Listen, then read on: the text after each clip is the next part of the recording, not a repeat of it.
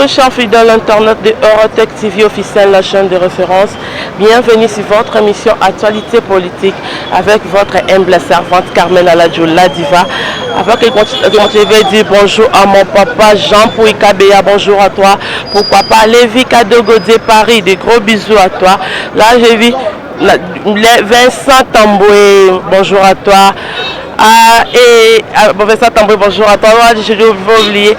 Là, je suis avec Yoka Somo Lobelia IDPS, tout le monde Taliso IDPS, nous les quatre. Tout le monde bonjour Yoka. Bonjour, bonjour maman. Boni. Qui n'est allé par la gasse et les Tozali. Ok, Yoka Somo, on a bossé qui nous demande samedi, vendredi passé. Jean-Marc Kabundu a tiré Kabouya, Kabouya, secrétaire parti pour y aller dans le Parlement. Moi, c'est l'erreur de la partie. Mais IDPS est séparé par des partis comme ça, contre, il y a Augustin Kabouya.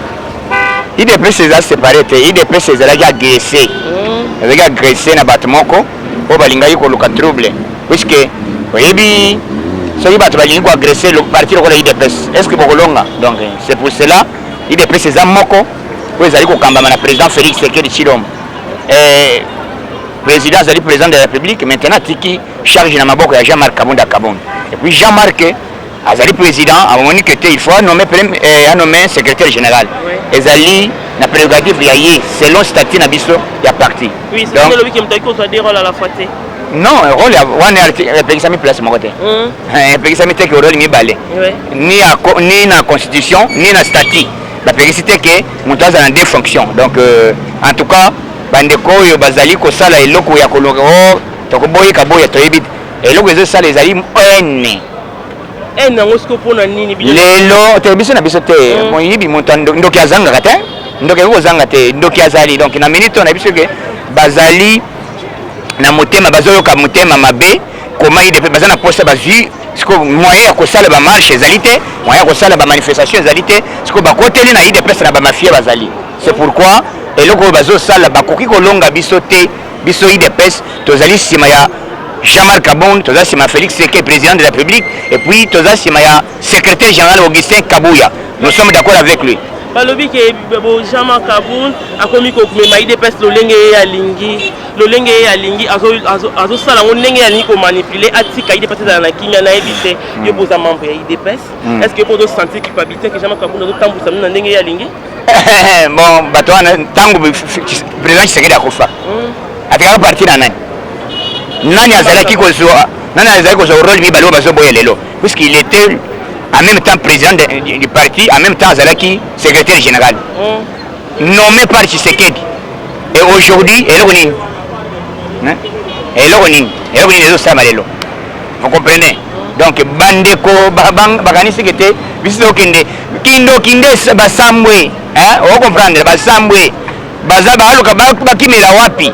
Donc mbongo bato bayaki yango bakomi ko réclamer mais sauf na moment oyo IDPS ngoyi puisque bino bozo ke IDPS les autres na yebiti les autres yango bozo ka na média na ba réseaux sociaux to biso na base permanence à IDPS. Donc bozo mo union pour la démocratie et le progrès social. Nous sommes là crise des athées na minute oyo moto azali ko kamba parti sike makambo kabonda zo sala président Félix azango d'accord te.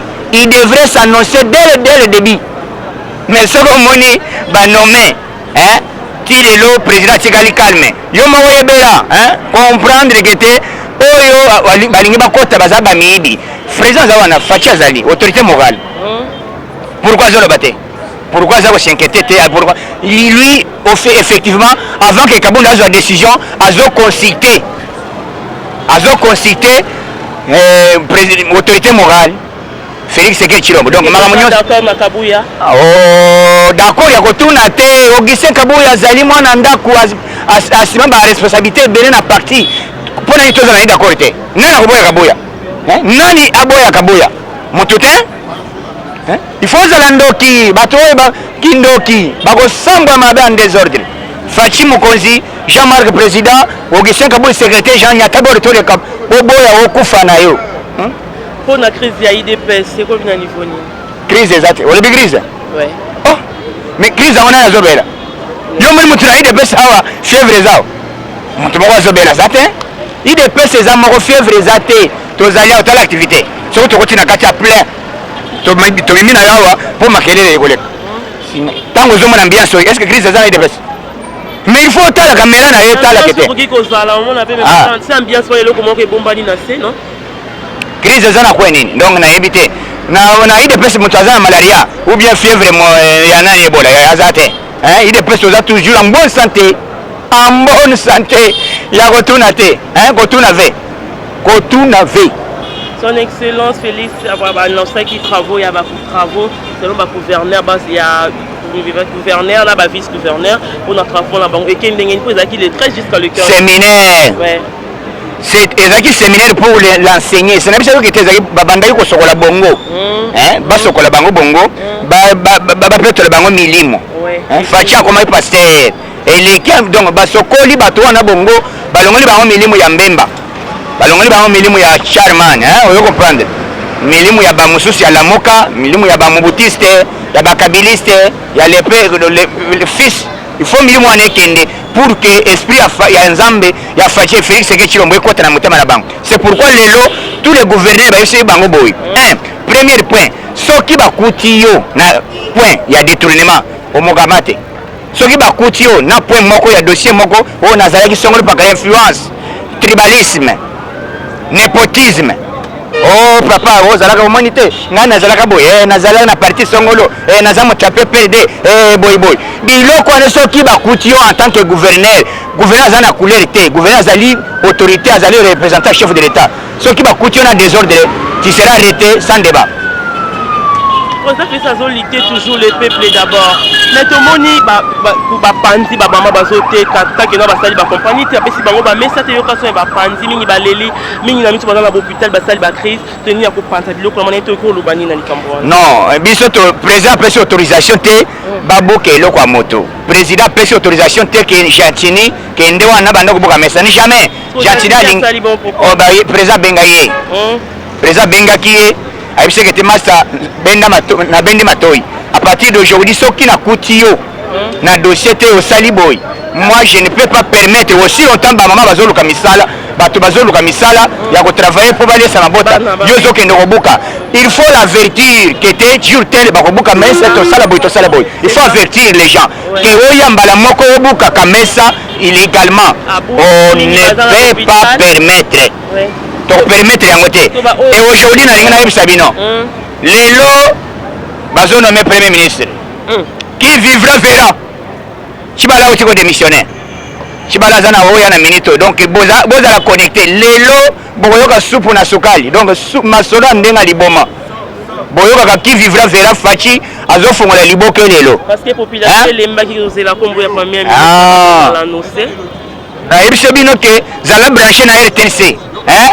Zala branché lelo oyoka keki ye Félix Tshisekedi Tshilombo puisque bino bolingi ba comparaison ezangatina olingo comparer Fayulu na Fachi ngai mona leki Fayulu na gaz siko Fayulu bozo tanga nani Fayulu ota wapi ngai naza na gaz koleka Fayulu so ayebani monde entier ti wapi ti na Australie na yebani bongo Fayulu ayebani na Australie so nakendaka partout son akendaka partout.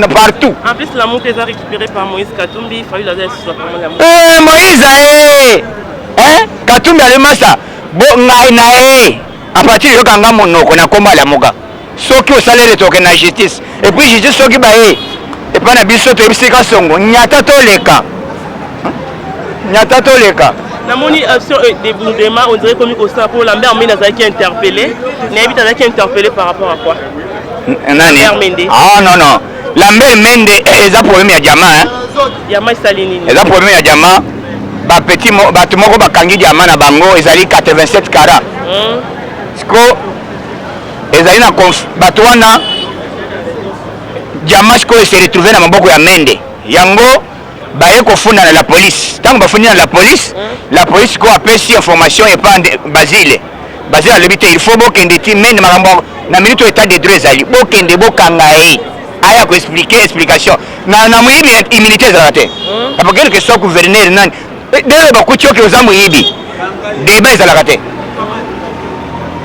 omoni aza député soki ayibi on t'arrête à l'immédiat. C'est pourquoi babengaki aya ko expliquer et puis oyebi ke en même temps bazana mwa barankine na ye na ndeko Basile. C'est pour cela Basile alenga la sekete ngai na zolanda autorité morale na ngai chef de l'état Félix Tshisekedi Tshilombo. Yo po zolanda na minute na ebito zolanda puisque même mende autaki koloba batune na RFI mende bongoli motema comprendre la batune était comment vous réalisez le programme de M. Félix Tshisekedi Tshilombo de 100 jours. L'habité Félix il se compare avec Jésus. Donc dans Congo Félix aza Nzambi. Mais moi Jésus est là. Mais oui, Jésus est là Nzambi.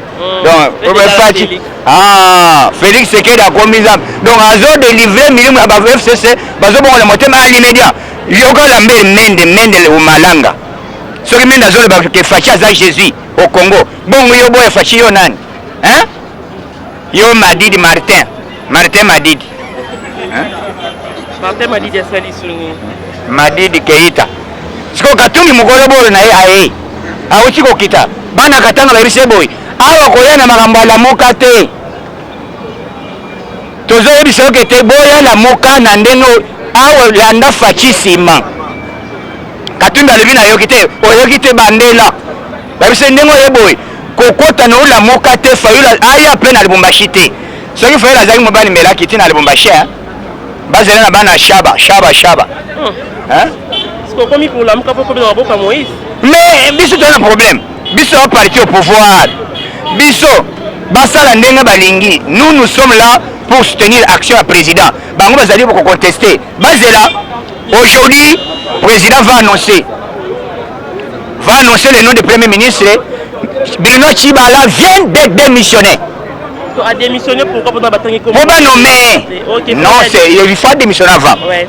C'est pourquoi le président a dit lundi 7h, il y a un bureau. Tshibala a démissionné, ce que Tikaliba nommé. Donc soyons patients, besoin de Congo ndengezoleka. Donc tu as dit que bato o balingi de pese kufa et kokufa kata mokolo mokote.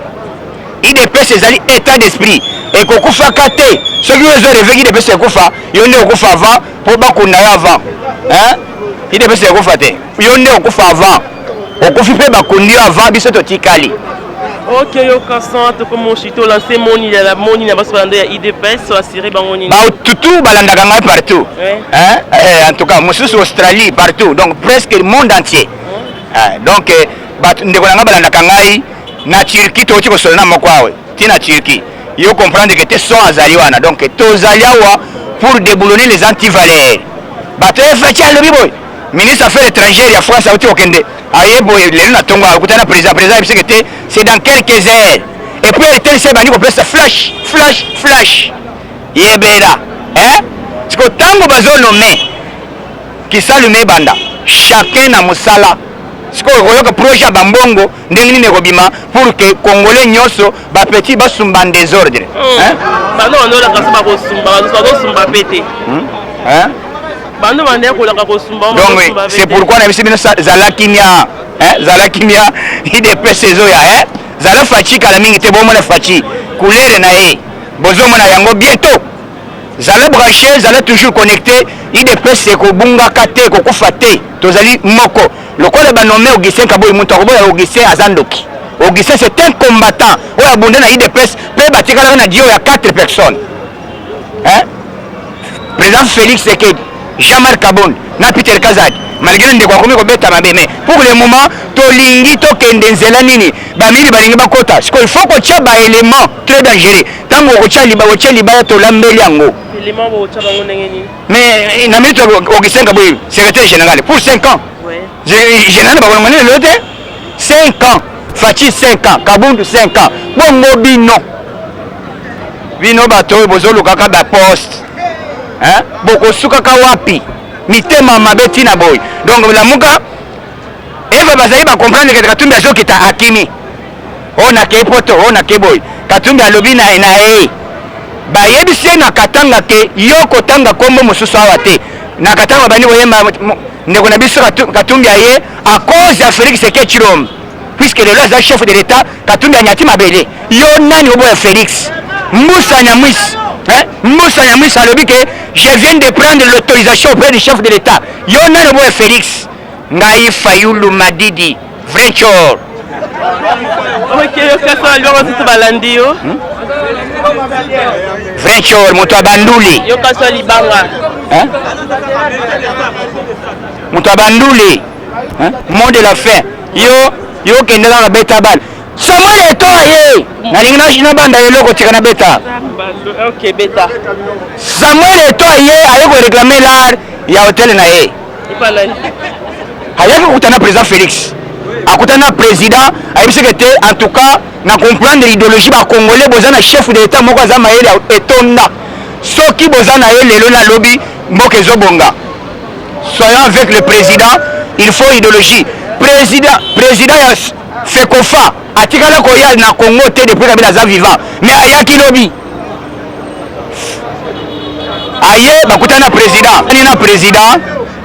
président et toi sepeli batuni eskondeni na frère vite na éviter président za moko bon ni na holandani donc comprendre mot de la fin congolais nyonso zala derrière président makambo ya bago IDPS ezobela est-ce que IDPS ezobela combattant IDPS ezobela toza toujours connecté awa Faci nde mokonzi lokola nommé Augustin Kabuye congolais nyonso azali d'accord pour le moment combattant nyonso IDPS toza na posa ke Faci apesa ba congolais nyonso misala oyo tolobaka kisalo meba soyons calme kolinga te ke ocha désordre Fayulu esika na yo ezali na Sénégal na Congo te bato tu libanga ezali ke ndeko na ngai awa baoyo mama songa mbeli nayebi ke na États-Unis ozolanda ezala Elisa na France ndeko akuti kobenga ngai awa na Turquie en tout cas nazali na yo na motema mobimba